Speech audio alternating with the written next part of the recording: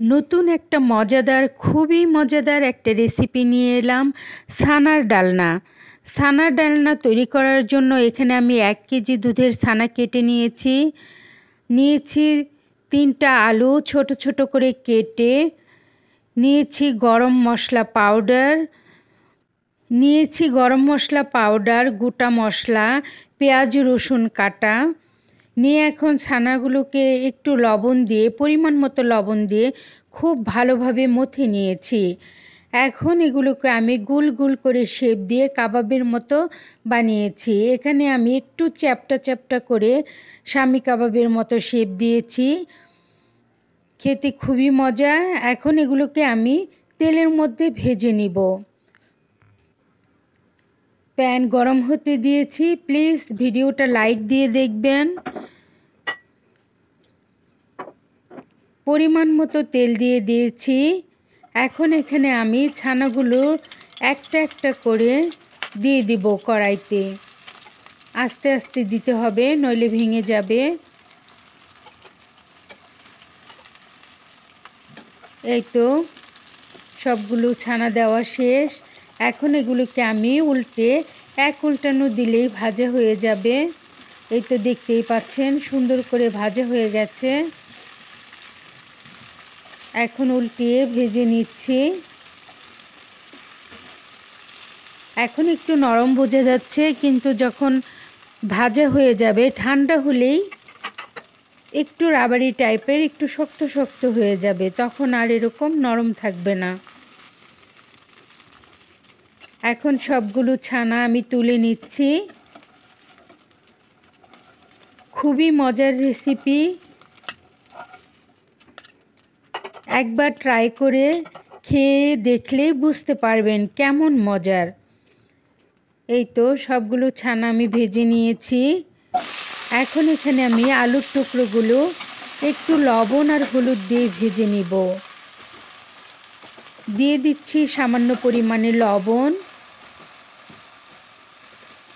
দিয়ে দিচ্ছি একটু হলুদের গুঁড়া। এখন এগুলোকে আমি একটু ঢেকে ঢেকে খুবই কম আঁচে ভাজতে থাকবো। এই ভাজা অবস্থায় যেন 90% সিদ্ধ হয়ে যায়। 90% সিদ্ধ হওয়ার পর আমি এই আলুগুলো নামিয়ে নিব। এই তো সিদ্ধ হয়ে গেছে, ভাজাও হয়ে গেছে। আমি এখন এগুলোকে নামিয়ে নিচ্ছি। খুব সুন্দর করে আমি আলুগুলোকে ভেজে নিয়েছি। এখন এই প্যানের মধ্যে আমি দিয়ে দিব পেঁয়াজ রসুন কাটা আর গোটা মশলা। গোটা মশলার মধ্যে এখানে আমি লবঙ্গ, দারচিনি আর এলাচ ব্যবহার করেছি, আর কোনো মশলা দেইনি। এই তো পেঁয়াজগুলোকে একটু ভেজে নিচ্ছি।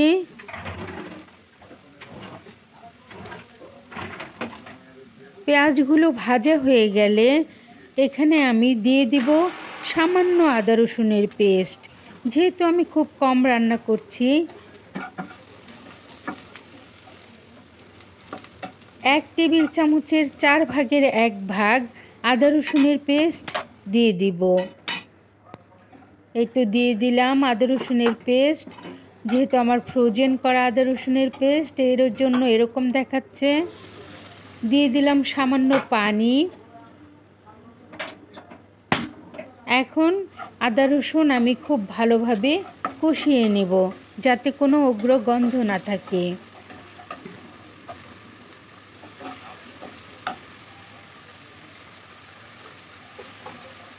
এগুলো একটু কষিয়ে এখন এখানে আমি দিয়ে দিব হলুদ, মরিচ, ধনিয়ার গুঁড়া।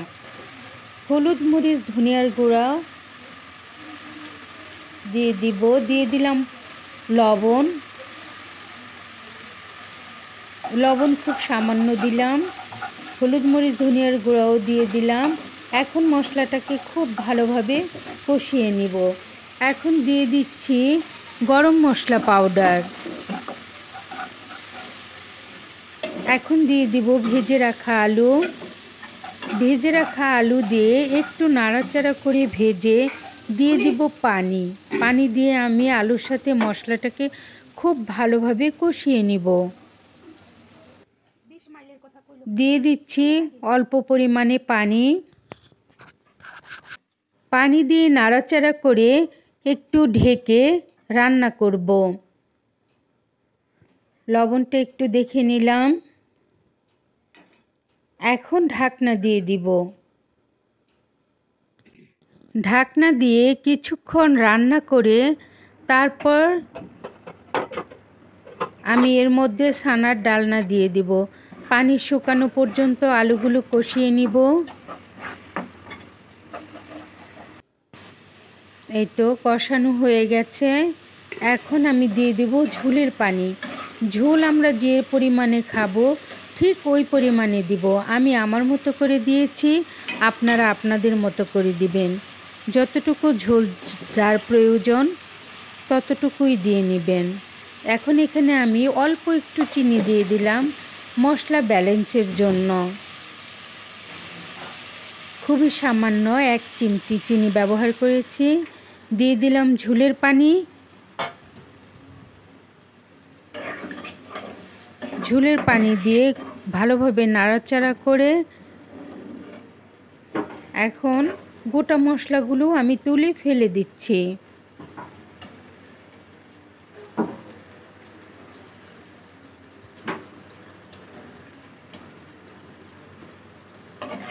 এই তো সব মশলাগুলো আমি তুলে ফেলে দিলাম।